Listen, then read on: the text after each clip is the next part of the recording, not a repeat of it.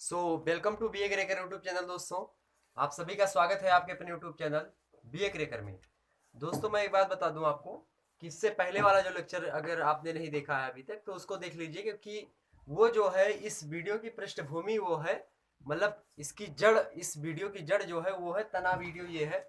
क्योंकि अगर हम सामाजिक स्तरीकरण हमने पहले पढ़ाया था उसको नहीं पढ़ेंगे तो आपको, अगर सामाजिक स्तरीकरण सही से नहीं पढ़ा तो परिस्थिति समझ में नहीं आएगी। अगर आपने परिस्थिति नहीं पढ़ा तो आपको फिर भूमिका नहीं समझ में आएगी। तो ये तीनों एक दूसरे की कैसे हैं, कॉम्प्लीमेंट्री हैं टॉपिक। ये तीनों मतलब एक दूसरे के संपूरक हैं। एक के बिना दूसरे का कार्य नहीं चलता, और दूसरे के बिना तीसरे का कार्य नहीं चलता, और तीसरे के बिना पहले का कार्य नहीं चलता। तो इसलिए तीनों का कार्य सुचारू रूप से चलाने हेतु क्या करना पड़ता है, सीरियल से एक एक टॉपिक पढ़ना होता है। तो इसी श्रृंखला में आज आपके सामने जो मैं बात करूंगा वो टॉपिक होगी आपकी कौन सी, वो टॉपिक होगी दोस्तों भूमिका। मीन्स रोल, जिसको इंग्लिश में बोलते हैं रोल, भूमिका।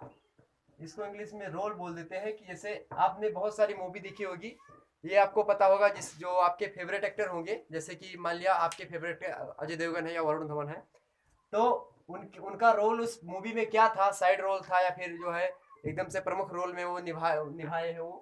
तो वही उनका जो निभाना होता है वो एक तरीके से भूमिका भी, वो भूमिका का निर्वहन कर रहे होते हैं। भूमिका को एक जो है देहाती भाषा में या फिर सामान्य भाषा में हम लोग क्या बोल सकते हैं, सामाजिक कार्य इसको बोल सकते हो आप। क्या? सामाजिक कार्य मतलब सोशल वर्क। सोशल वर्क इसको बोल सकते हो आप। ठीक, तो सामाजिक कार्य या फिर सोशल वर्क बोल सकते हो भूमिका को। ठीक, ये बात ध्यान रखिएगा। अब जैसे हमने बात की थी कि जो परिस्थिति होती है वो भी दो चीजों से मिलकर के बनी, मतलब दो उसके पार्ट होते हैं। जैसे उसमें हमने बताया था कि प्रदत्त होती है और एक अर्जित होती है, एक एस्क्राइब्ड होती है एंड एक जो है अचीव्ड होती है। तो सेम वैसे जो रोल होते हैं वो एक जो है एक्सक्राइब्ड होते हैं और एक होते हैं अचीव्ड। मतलब एक प्रदत्त होते हैं, एक प्रदत्त जो भूमिका होती है वो प्रदत्त भूमिका एक होती है, और एक भूमिका होती है वो आपकी, वो कौन सी भूमिका है दोस्तों, तो वो अर्जित भूमिका होती है। ठीक, ध्यान रखिएगा दो बातें ये। तो अर्जित भूमिका और प्रदत्त भूमिका, ये भूमिका के दो भाग होते हैं। और इसमें ज्यादा वो नहीं है, जैसे लिंग आयु जाति इसके आधार पर अगर जो परिस्थितियां हैं उसके हिसाब से उनको परिस्थिति मिली है, जन्म के हिसाब से, जाति के हिसाब से, वर्ग के हिसाब से, प्रजाति विभेद के हिसाब से, तो वो प्रदत्त भूमिका का निर्वहन करेगा बंदा।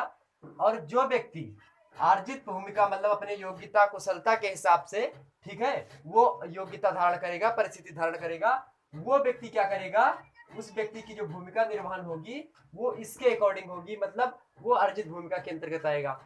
अब एक बात यहाँ पे ध्यान रखना है आपको कि भूमिका में क्या करना होता है किसी भी चीज का। यहाँ पे जो भूमिका का जो ये जैसे सामाजिक परिस्थिति है उसका एक क्रिया पक्ष होता है। ठीक, एक भाव पक्ष होता है, क्रिया पक्ष होता है। जो जो क्रिया पक्ष होता है उसी को भूमिका बोल दिया जाता है, क्रिया पक्ष को। ठीक, तो ध्यान रखिएगा इस बात को। इसमें कार्य होता है, जैसे एक पिता है, एक परिवार है पूरा, तो उस परिवार में पिता है, माता है, उसके बाद में और बच्चे हैं उसके। तो पिता का एक कर्तव्य होता है, क्या कर्तव्य होता है पिता का, कि वो अपने जो है उसका जो है परिवार का भरण पोषण करे, परिवार का सही रूप से सुचारू रूप से संचालन करे।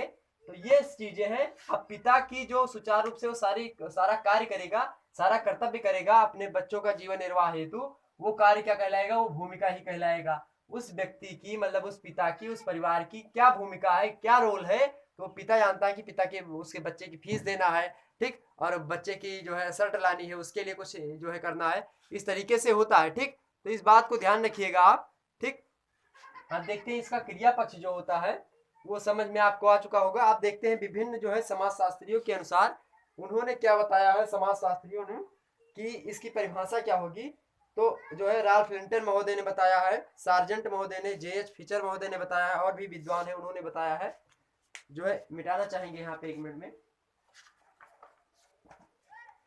हाँ, तो आपको परिभाषा जो है, चाहे समाज शास्त्रियों के अकॉर्डिंग देखें या ना देखें, आपको समझ में आ चुका होगा कि भूमिका क्या होती है।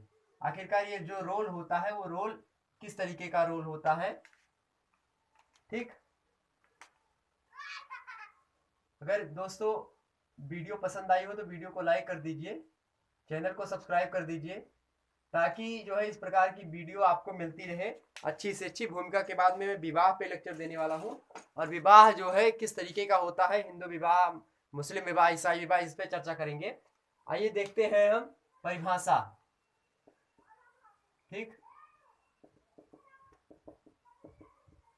Definitions of rule according to, first है आपके, फर्स्ट पे कौन है दोस्तों, फर्स्ट पे है आपके राल्फ लिंटन महोदय। और राल्फ लिंटन महोदय के अनुसार हम देखेंगे, इन्होंने भूमि परिस्थिति की परिभाषा दी है। तो राल्फ लिंटन महोदय ने क्या कहा है, ध्यान दीजिएगा। इन्होंने कहा कि भूमिका के अंतर्गत हम उन सभी मनोवृत्तियों, मूल्यों तथा व्यवहारों को सम्मिलित रूप से अध्ययन उनका करते हैं जो किसी विशेष परिस्थिति से संबंधित व्यक्ति अथवा व्यक्तियों को समाज द्वारा प्राप्त होती है। तो उन सभी का अध्ययन करते हैं जिसमें क्या होता है, व्यक्ति की जो भूमिका होती है, मान लिया उसको उसके हिसाब से जन्म के अकॉर्डिंग, या फिर उसको जो है उसकी योग्यता और कुशलता के अकॉर्डिंग उसको क्या मिला होता है, उसको एक परिस्थिति मिली होती है। इनके कहने का सिंपल सा, जितना हमने अभी भी आपको बताया, उनके कहने का मतलब ये है कि जन्म के हिसाब से, या फिर और जो है प्रदत्त, और दो शब्द यहाँ पे जाना ज्यादा यूज होगा, प्रदत्त और अर्जित। तो प्रदत्त और अर्जित परिस्थितियों के हिसाब से जो व्यक्ति का क्रिया पक्ष होगा, जो परिस्थिति व्यक्ति निर्वहन करेगा समाज में, वही जो निर्वहन कर रहा होगा वो उसकी भूमिका कहलाएगी। किस प्रकार से वो अपना रोल निभा पाता है या नहीं निभा पाता है, वो उस पर निर्भर करता है। तो राल्फ लिंटन के अनुसार भूमिका के अंतर्गत सभी मनोवृत्तियों, मूल्यों तथा व्यवहारों को सम्मिलित करते हैं जो किसी विशेष परिस्थिति से संबंधित व्यक्ति अथवा व्यक्तियों को समाज द्वारा प्रदान की जाती है। ये इनकी परिभाषा है, किसकी, राल्फ लिंटन की। अब हम आगे और देखते हैं कि जो है सार्जेंट ने क्या कहा, जेस फिशर महोदय ने क्या कहा, इन सभी पर थोड़ा चर्चा कर लेते हैं। ठीक, राल्फ लिंटन आपके हो गए। अब देख लेते हैं सार्जेंट ने क्या कहा।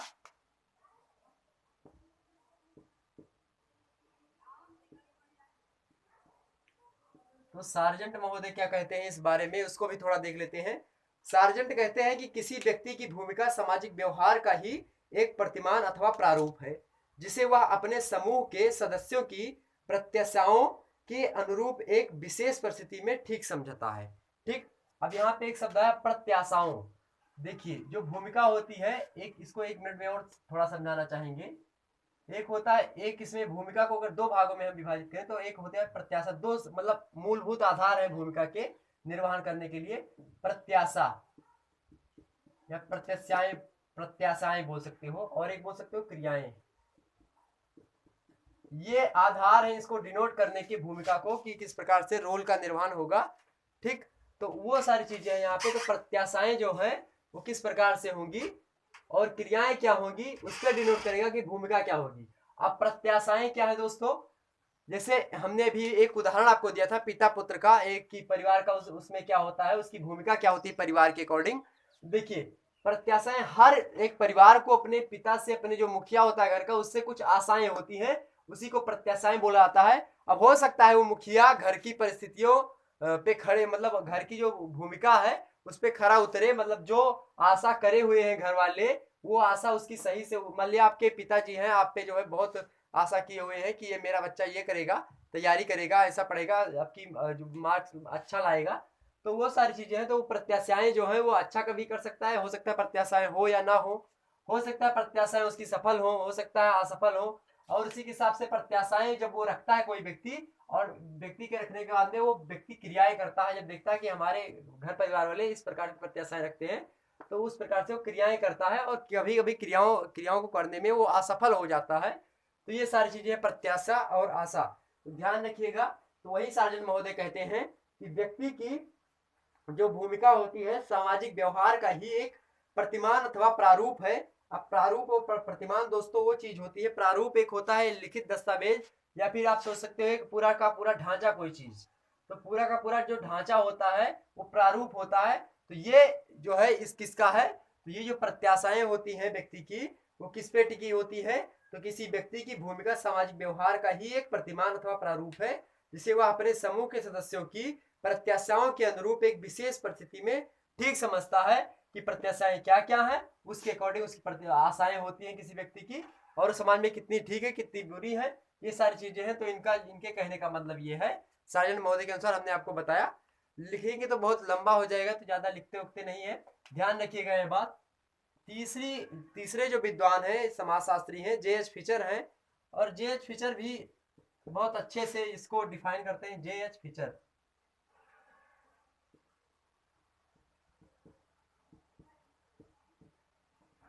जे.एच. Fisher, J H. फिशर दोस्तों बोलते हैं कि जब बहुत से अंतः संबंधित व्यवहार प्रतिमान एक सामाजिक प्रकार के चारों ओर एकत्र हो जाते हैं तो उसी सम्मिलित को हम सामाजिक कार्य या भूमिका कहते हैं। इनके कहने का मतलब यह है कि मान लिया एक परिवार है, एक उदाहरण यही समझिए, परिवार है और इस परिवार में जो है बहुत सारे बच्चे हैं। अब मान लिया इनके 2-3, मान लिया एक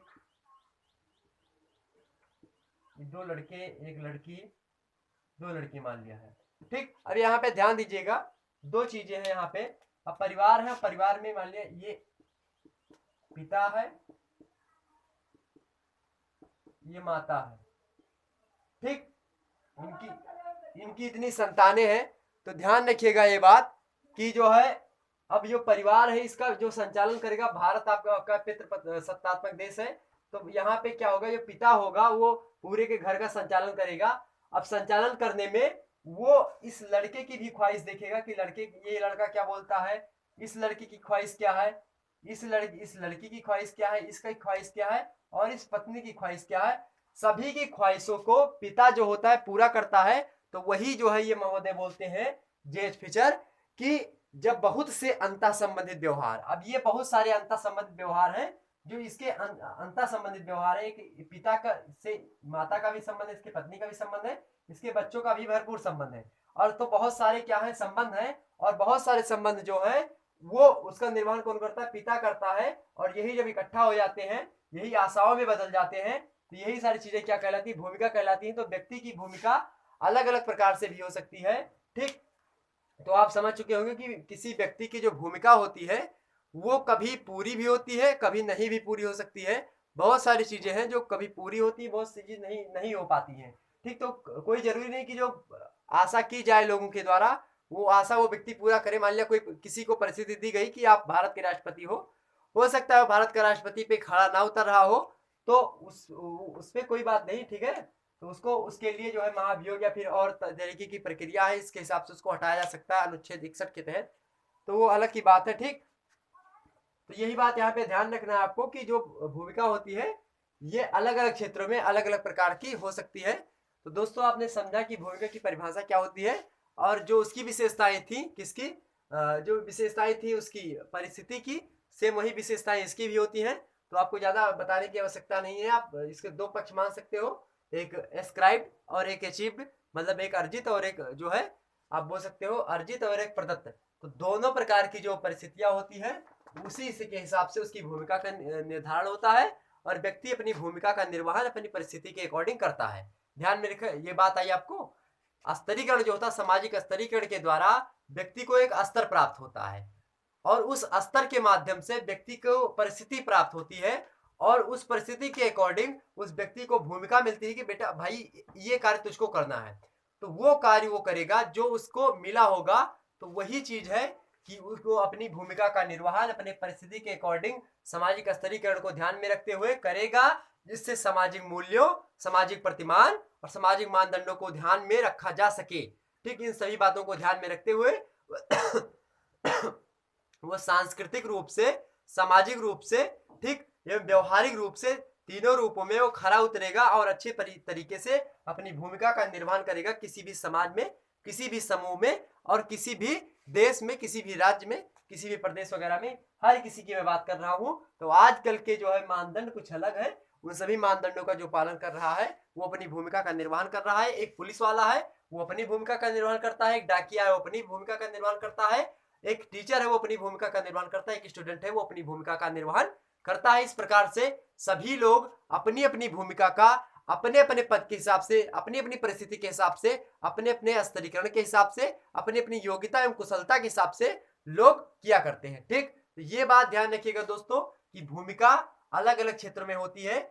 बहुत सारे क्षेत्र होते हैं भूमिका के, जैसे आर्थिक क्षेत्र हो गया, सामाजिक क्षेत्र हो गया, सांस्कृतिक क्षेत्र हो गया, राजनीतिक क्षेत्र हो गया। उसके बाद में आर्थिक बहुत सारे क्षेत्र हैं जिस क्षेत्रों में भूमिका व्यक्ति के पास होती है, उसके अकॉर्डिंग वो अपनी जो है उसका निर्वहन करता है भूमिका का। तो ये सारी चीजें होती है भूमिका। तो भूमिका मुझे नहीं लगता कि आपको ज्यादा बताना होगा, इसकी विशेषताओं को बताना होगा, फर्जी में 2-4 उदाहरण और बताने पड़ेंगे, तो आपको जाहिर सी बात है मुझे लगता है कि समझ में आ चुका होगा। तो मिलेंगे दोस्तों एक नई वीडियो के साथ, नई ऊर्जा, नई उमंग, नए जोश के साथ। तब तक के लिए जय हिंद, जय भारत।